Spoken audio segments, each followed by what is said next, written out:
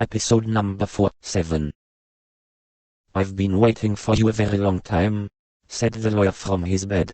He had been reading something by the light of a candle, but now he laid it onto the bedside table, and put his glasses on, looking at Kay sharply through them. Instead of apologizing, Kay said, "I'll be leaving again soon." As he had not apologized, the lawyer ignored what Kay said, and replied, "I won't let you in this late again next time." "I find that quite acceptable," said Kay. The lawyer looked at him quizzically. "Sit down," he said. "As you wish," said Kay, drawing a chair up to the bedside table, and sitting down. "It seemed to me that you locked the door," said the lawyer. "Yes," said Kay. "It was because of Len." He had no intention of letting anyone off lightly. But the lawyer asked him, was she being importunate again? "Importunate?"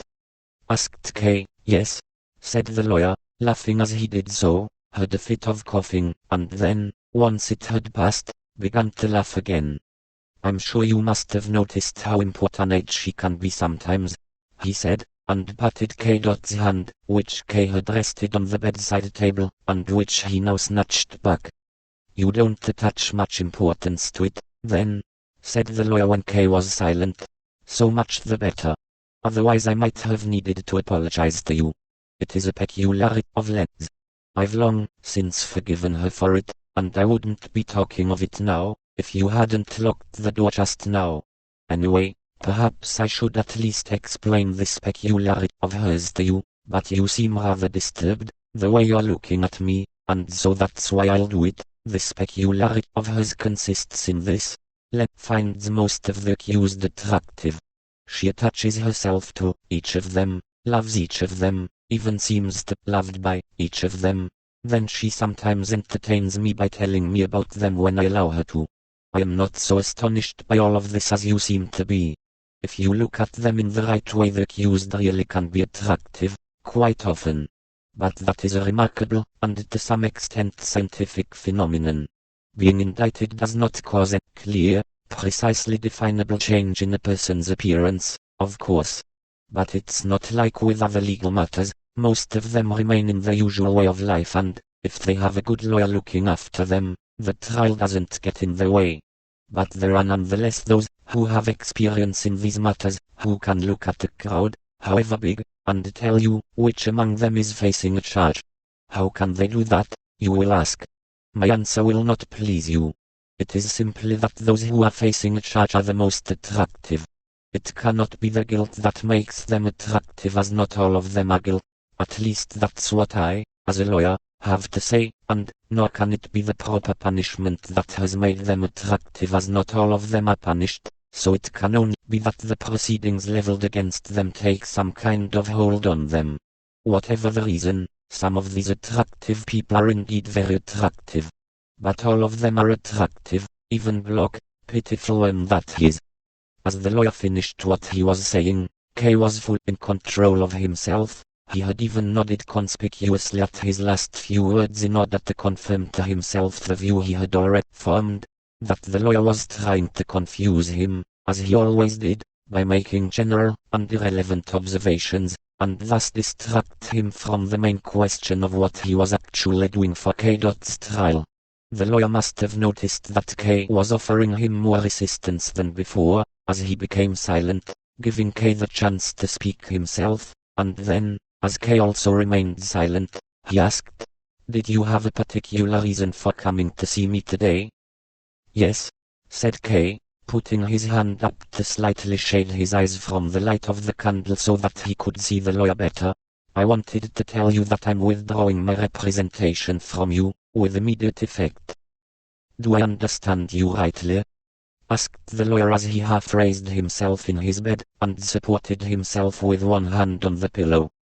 "I think you do," said Kay, sitting stiffly upright as if waiting in ambush. "Well, we can certainly discuss this plan of yours," said the lawyer after a pause. "It's not a plan anymore," said Kay. "That may be," said the lawyer, "but we still mustn't rush anything." He used the word "we," as if he had no intention of letting Kay go free, and as if, even if he could no longer represent him, he could still at least continue as his advisor. "Nothing is being rushed," said Kay, standing slowly up, and going behind his chair. "Everything has been well thought out, and probably even for too long. The decision is final." "Then allow me to say a few words," said the lawyer, throwing the bed cover to one side, and sitting on the edge of the bed. His naked, white-haired legs shivered in the cold. He asked Kay to pass him a blanket from the couch. Kay passed him the blanket, and said, "You are running the risk of catching cold for no reason." "The circumstances are important enough," said the lawyer as he wrapped the bed cover around the top half of his body, and then the blanket around his legs. "Your uncle is my friend, and in the course of time I've become fond of you as well. I admit that quite openly. There's nothing in that for me to be ashamed of." It was very unwelcome for Kay to hear the old man speak in this touching way, as it forced him to explain himself more fully, which he would rather have avoided, and he was aware that it also confused him even though it could never make him reverse his decision. "Thank you for feeling so friendly toward me," he said, "and I also realize how deeply involved you've been in my case, as deeply as possible for yourself, and to bring as much advantage as possible to me. Nonetheless, I have recently come to the conviction that it is not enough. I would naturally never attempt, considering that you are so much older and more experienced than I am, to convince you of my opinion. If I have ever unintentionally done so, then I beg your forgiveness, but, as you have just said yourself, the circumstances are important enough, and it is my belief that my trial needs to be approached with much more vigor than has so far been the case." "I see," said the lawyer. "You've become impatient."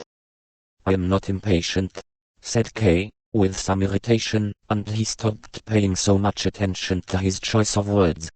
"When I first came here with my uncle, you probably noticed I wasn't greatly concerned about my case, and if I wasn't reminded of it by force, as it were, I would forget about it completely. But my uncle insisted I should allow you to represent me, and I did so as a favor to him. I could have expected the case to be less of a burden than it had been, as the point of taking on a lawyer is that he should take on some of its weight. But what actually happened was the opposite. Before, the trial was never such a work for me as it has been, since you've been representing me. When I was by myself I never did anything about my case, I was hardly aware of it, but then, once there was someone representing me, everything was set for something to happen. I was always, without cease, waiting for you to do something, getting more and more tense, but you did nothing.